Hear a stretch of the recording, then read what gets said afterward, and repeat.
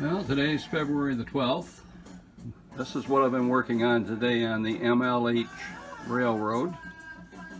Working on the last shelf. This is the sawmill shelf.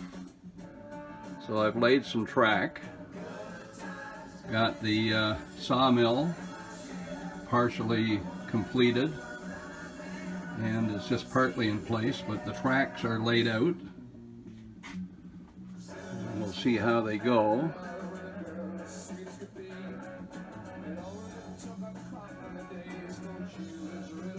And this little spot here is going to be a log pond. And I'll be taking some photos and showing you what we're doing. And adding it to this. So anyways, that's it for now.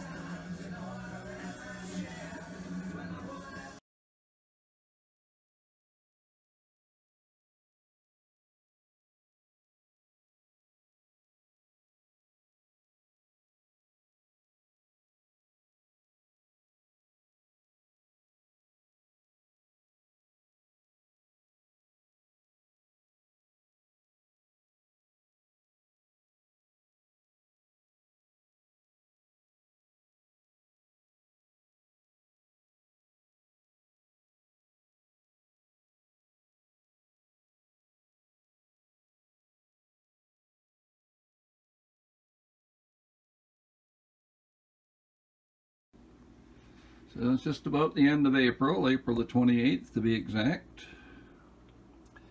Just adding this to a previous video that I made. I was talking about finishing off this track work in this area and then starting on a log pond. So I'll be posting it. It's got some in-progress photos. Not sure if I took a lot of them, but anyways, that's the sawmill. The Too Good to Be True sawmill.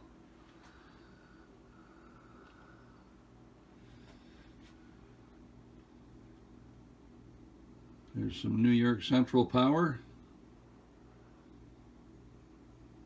Came in from Haldeman. And we got Toogies Machine and Repair.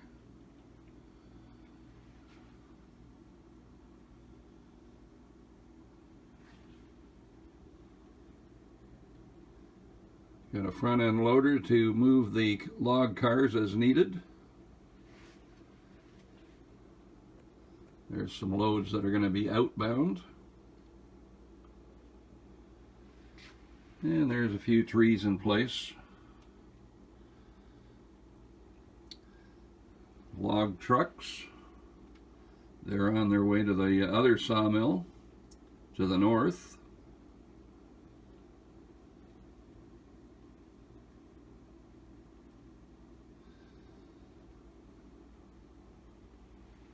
So we've pretty well got all the scenery in place, got all the track work in place. It all works except for the turntable. That's my next objective. Get that wired up and working. A few more structures. Have to fill in around some of these backdrop buildings. There's number 28.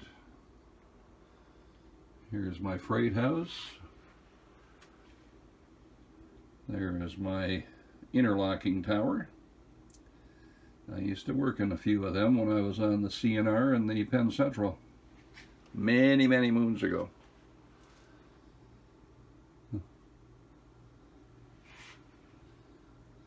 Another manufacturer. For now I'm saying he produces bulldozers. Maybe that's one of his right out front there too.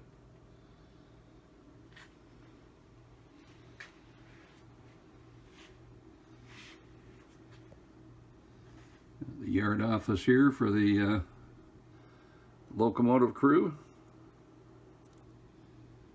There's number 40.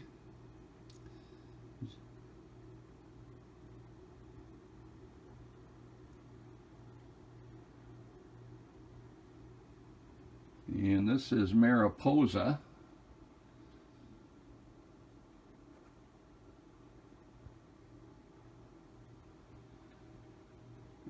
number 40 is just arriving from Lawrence, which is to the west. Oh, and this might be, I have to try and get the camera to work, but it's a platform to hook to a flat car with a little camera on top. I mean, the camera is quite small. It's only about a 1-inch square.